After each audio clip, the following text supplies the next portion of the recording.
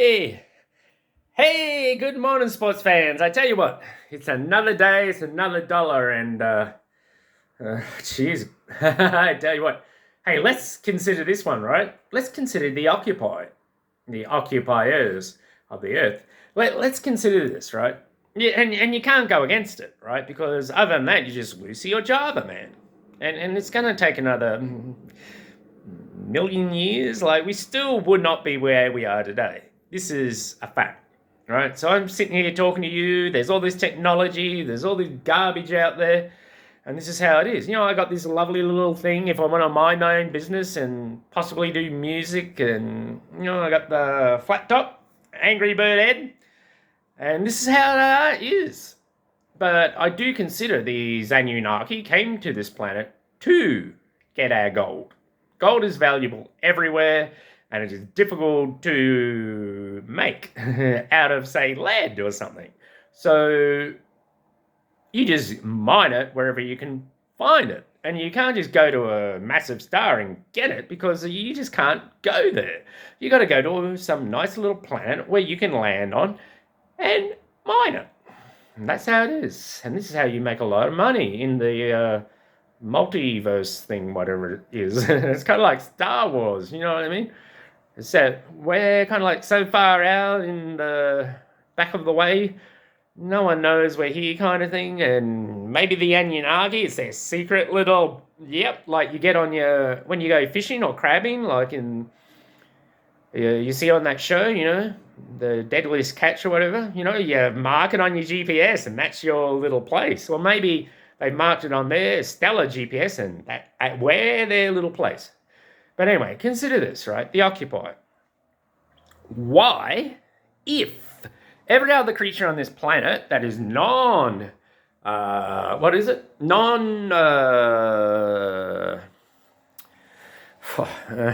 copper-based blood, like an octopus, right? Where I'm iron-based and everything else here is iron-based, as far as I know, with blood concerns, except the occupiers. So, why is there a blue-ringed octopus? I want to know.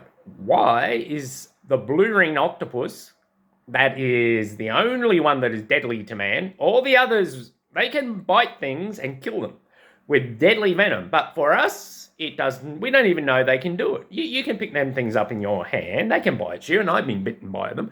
And you don't die from their deadly venom. Wonder why. How does that occur, I wonder? So, the only one that kills us, that has a warning on it in blue rings, is the blue-ringed octopus. Why? That's not a warning here on Earth for us or for any other creature. That's a good thing. Water's blue, for Christ's sake. So why does the blue-ringed octopus give a good sign as a warning? Unless it's meant for someone else, or he never come from here. He come from some other planet, maybe Nibiru, say. Let's put it that way. Maybe he just stowed away on one of their freighters, freighting the gold up to the mothership and spiriting it away and selling it throughout the universe for good profit. Because, quite frankly, open up Fort Knox and just give it to them. Because Sagittarius A is out there, and this is what I believe. They say to us, look, we can move dust into there quite quickly, and that will go quasar. It's teetering on the edge, and that goes quasar. In 25,000 years, you'll all be dead. So, your whole solar system. So, give us the gold, like we're asking nicely of you. And I just think, bang, we just give it to them. Keeps them happy. Don't tell anyone on Earth that this is going on, or we'll crush you into the ground. And that's how it is. So it's very difficult to exist under those circumstances. But for me, in Africa, we got to Lucy. In Asia, we got to Java Man, and bang, that's it.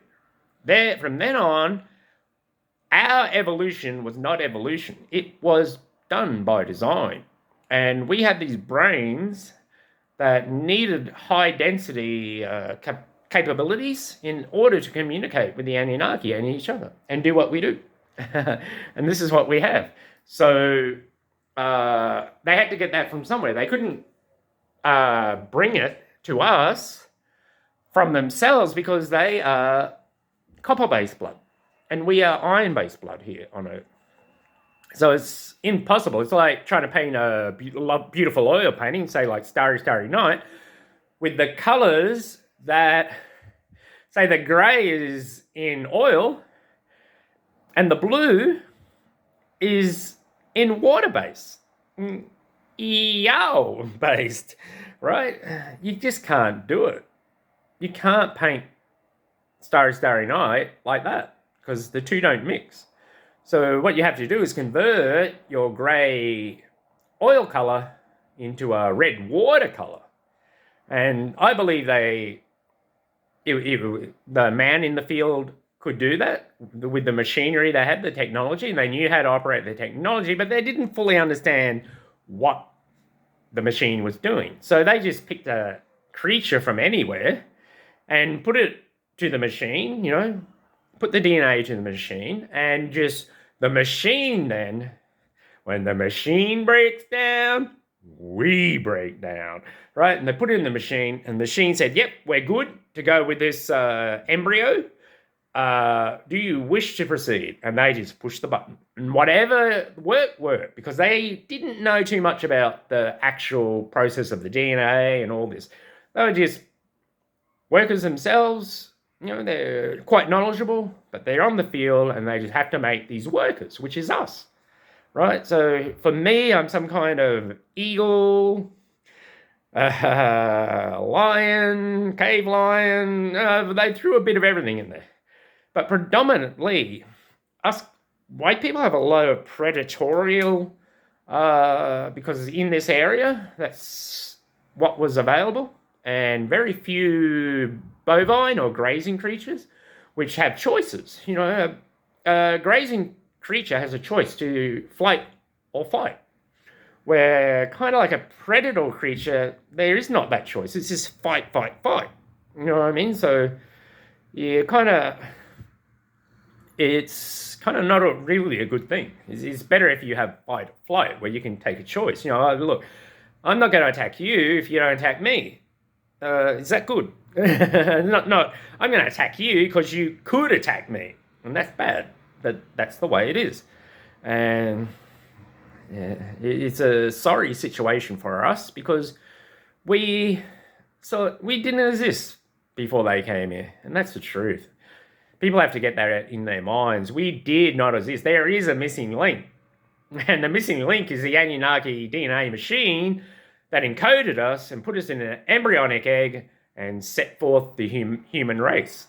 Darwin, they're smart guys. They have it somewhat correct, but it didn't happen that way at all. We are made beings.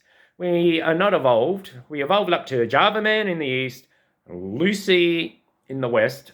That's how I see it. Lucy in Africa, Java Man in Asia. And we evolved up to there, and these Anunnaki come and got us, and bang, made us something else. The Chinese people could be correct that they have something in them that no other race has, and it's entirely possible. They're up there in Mars right now checking all this out, right? So you just don't know, and that's how it is. So I'm going to end this because it'll take forever to upload, but that's my findings. That's what I believe.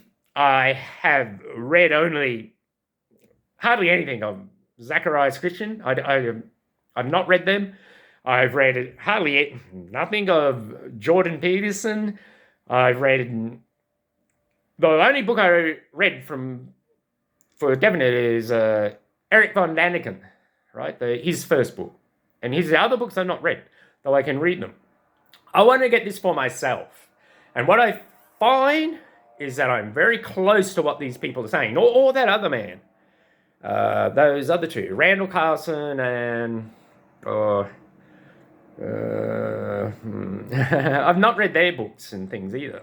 No, I honestly have not, but I have them, and I brought them, and I'm going to read them when I got the time.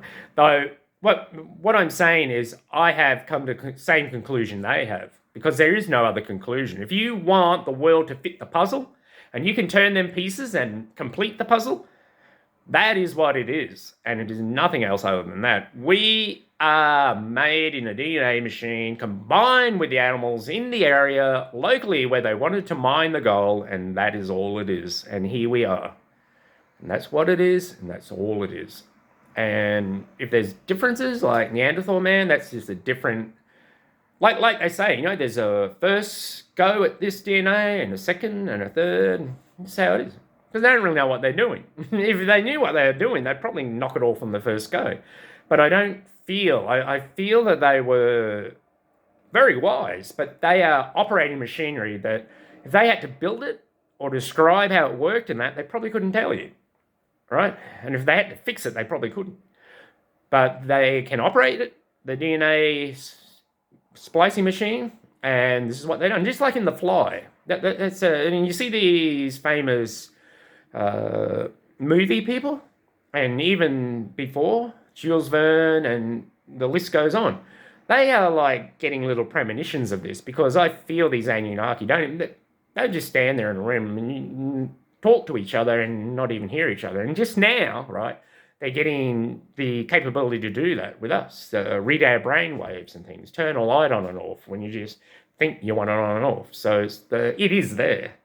And I think Jules Verne and all these people had that ability to read these things and somewhat see the future, like Jeremiah and the prophets of the Bible. So this is how it is. And all these things are true. And you know what I mean? I get frustrated because I tell you what, you don't be like this, which is highly advisable, and you want to tell the world what the reality is, everything will conspire against you. And when there's no chance, if you're out in the bush, it's like Snow White. Inanimate objects start coming to life. It's like they control time and space, and they're everywhere and they see everything. But according to them, they themselves have not seen God. No one has seen God. This is according to them. So I have faith that there is a God, and I'm praying to that God in faith, because that is one thing above them. So I love you. I could, I would. I've never seen this daughter in 17 years. I wouldn't know the first blinking thing about it. And that's just how it is. So what can I do? I just got to exist and continue on in hope and faith and love. Because love is something that we have in us. And it's a social thing. You find it in rainbow lorikeets. You find love in dogs. You find love because they have a dog pack. And animal creatures on this earth that are solitary do not know love. Because there's no necessity for it, right? But they have evolved with that, where we kind of like have not, but it's in us. And so they either understand love or not, or don't. And that will be a social animal or a non-social animal. Social animals know love, non-social animals do not. And that's just how it is. You go up to a bear and try to think that bear one day may not just eat you because it feels hungry. Where you could go to a wolf and be accepted in, and it'll love you. And even though its guts are stretching in together to eat its own guts, it's never going to eat you because it loves you. This is how it is, Julia. So, fight on, man. Fight on. Au revoir. Merci. Auf Wiedersehen.